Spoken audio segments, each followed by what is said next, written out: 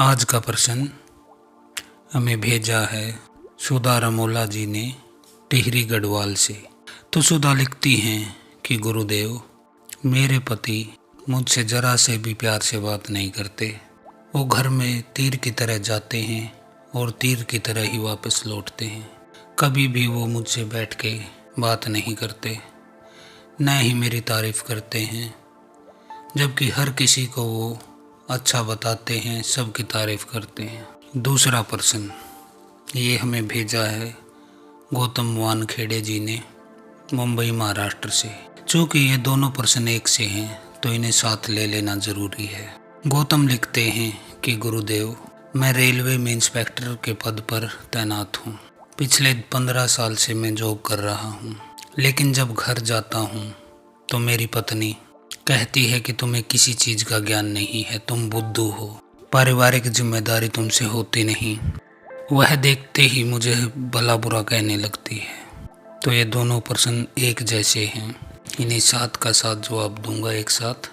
तो पहले हम बात करें सुधा रमोला जी की। तो सुधा, दरिया साचा सूरमा सह शब्द की चोट, वही है सच्चा हिम्मतवर जो सत्य शब्द की चोट सह सके, पर बहुत कठिन है। झूठे शब्द बड़े प्यारे लगते हैं, झूठे शब्दों में अहंकार को तृप्ति मिलती है। तुम इसे जांचना, अपनी जिंदगी में जांचना, क्योंकि मैं जो कह रहा हूँ वह हर चीज़ जिंदगी में जांची जानी चाहिए। वहीं आपको इसके प्रमाण मिलेंगे, आपको और कहीं इसके प्रमाण नहीं मिलेंगे। तुम जांचना। झूठे शब्द बड़े प्यारे लगते हैं, सच बड़ा अखरता है। कोई तुमसे कह देता है आप बड़े सुंदर हो, कैसी गुदगुदी फैल जाती है प्राणों में, कैसे कमल खिल जाते हैं। और गौतम, कोई आपसे कह देता कि आप बड़े ज्ञानी, आपकी कहाँ उपमा, आप तो बस आप ही हो अपनी उपमा, किसी और से तुलना आपकी हो ही नहीं सकती। तो गौतम, कैसे हिमालय उठने लगते हैं अहंकार के भीतर। यह आदमी कितना प्यारा लगने लगता है। और ज़रूरी नहीं है सुधा कि कोई आपके मुंह पर ही यह बातें कहे।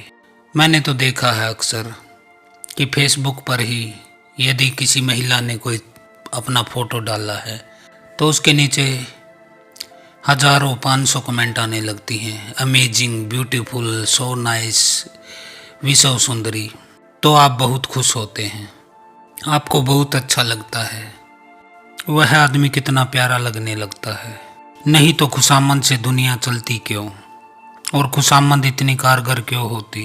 क्योंकि झूठ बड़ा प्यारा लगता है, इसलिए खुशामद कारगर होती है। झूठ खूब प्यारा लगता है, और ऐसा नहीं है कि तुम्हें पता नहीं चलता कि यह झूठ है। तुमने अपनी शक्ल देखी है आईने में, तुम्हें पता है तुम कितने सुंदर हो, तुम्हें पता है कि तुम कितने ज्ञानी हो। और गौतम, जीवन की छोटी छोटी समस्याएं तो हल होती नहीं, टुच्ची टुच्ची बातों में उलझा देती हैं। टुच्ची टुच्ची बातें रात को नींद तक खराब कर देती हैं। छोटे छोटे हानि लाभ तो ऐसे डावाडोल कर जाते हैं। फिर कैसा है तुम्हारा ज्ञान? नहीं, लेकिन तुम वह सब भूल जाओगे जब कोई झूठ बोलेगा और तुम एकदम भरोसा कर लोगे, तब तुम एकदम मान लोगे। लेकिन अगर कोई आदमी सच कह दे तो आपको चोट लगती है, क्योंकि सच का मतलब यह है तुमने जो अपनी प्रतिमा बना रखी है अहंकार की, वह खंडित होती है। अक्सर ऐसा होता है, जो तुमसे सच बोल देता है तुम उसे कभी माफ नहीं कर पाते, तुम उससे बदला लेना चाहते हो। तुमसे अगर कोई सच कह दे वैसे का वैसा, जैसा है वह नंगा निवस्त्र सत्य कह दे, तो तुम उस आदमी के पास फिर दोबारा नहीं फटकते, फिर तुम भूल कर भी वहाँ नहीं जाते। सच से आदमी बचता है, क्योंकि सच तुम्हारी असली तस्वीर प्रकट करता है। और सुधा, आप कहते हैं कि आपके पति सबकी तारीफ करते हैं लेकिन आपकी नहीं करते। तो आपको यह भी उदाहरण मैंने देखा है कई बार, फेसबुक पर ही जो 1000 व्यक्ति कमेंट करते हैं कि आप बहुत सुंदर हो, आप बहुत सुंदर हो। आपने कभी गौर किया कि आपके पति भी उनमें से एक हैं? और आपने कई बार देखा होगा कि आपसे भी कुरूप स्त्री को वो सो ब्यूटीफुल लिख देते हैं, तो आपको अंदर आग जल जाती है। आप कई बार देख लेते होंगे। मैंने यह भी सुना है कि औरतें यह कहती हैं ऐसा होने पर कि आदमी कुत्ते होते हैं, जहाँ भी देखते हैं अपनी जीभ निकाल लेते हैं। तो आपने भी ऐसा अपने पति के बारे में सोचा होगा जब वो किसी और की कमेंट करके सो ब्यूटीफुल लिख देते हैं। यह सत्य घटनाएं हैं जो प्रत्येक व्यक्ति के जीवन में आजकल चल रही हैं। ये कोई आपकी अकेली कहानी नहीं है।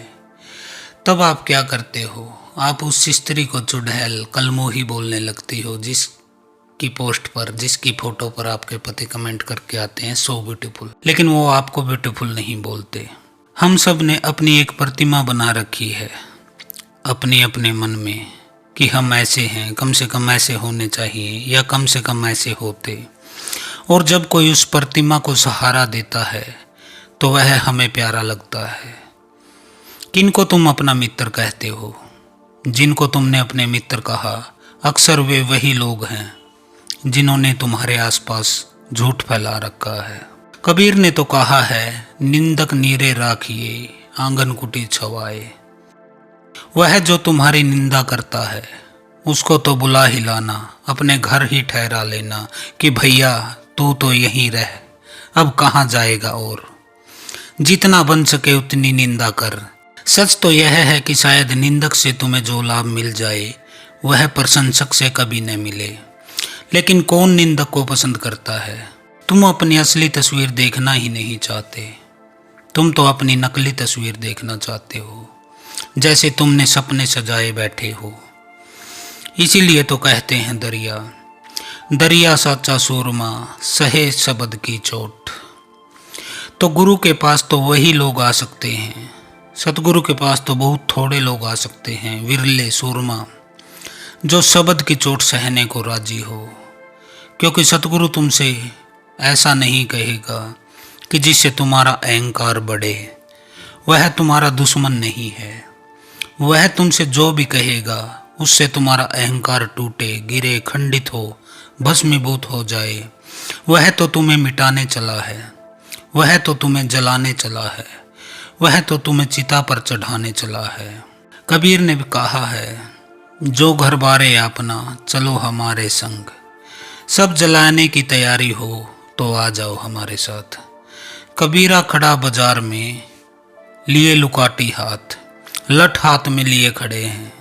कबीर कहते हैं बाजार में, अब जिसकी हिम्मत हो आ जाए, खोपड़ी तुड़वानी हो तो कबीर के साथ चलो। मगर जो कबीर के साथ चले हैं वही पहुंचते हैं, मिटते नहीं, वे पहुंच जाते हैं। लागत ही भाग्य भरम निकस जाए सब खोट। गुरु को अगर मौका दिया चोट करने का, अगर गुरु की शब्द चोट सहने की हिम्मत रखी, भाग नहीं गई, छोटी छोटी बातों में उलझकर भाग नहीं खड़े हुए, हिम्मत रखती और सहते गए, तो एक दिन ऐसी घड़ी आती है कि लागत ही बाजे भरम।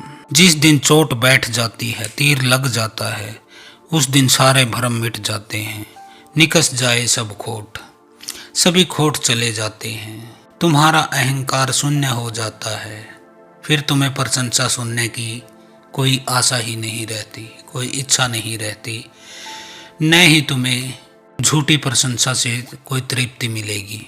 क्योंकि गुरु का जो तीर है वो अगर सीने में लग जाए, लागत ही भागे भरम, तो आपके सारे भरम मिट जाते हैं। आप जो हैं, जैसे हैं, आप खुद को स्वीकार करने लगते हैं कि मैं तो बस ऐसा ही हूँ।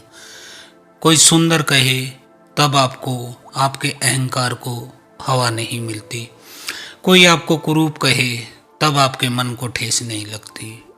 तो गुरु तो आपको ऐसा तीर मारता है, लागत ही भागे भरम निकस जाए सब खोट, आपके सब खोट निकल जाते हैं। जैसे कि सोने को आग में फेंका जाता है और वह जल जाता है, और जो बाहर निकलता है, जो बचता है, वह कुंदन रह जाता है।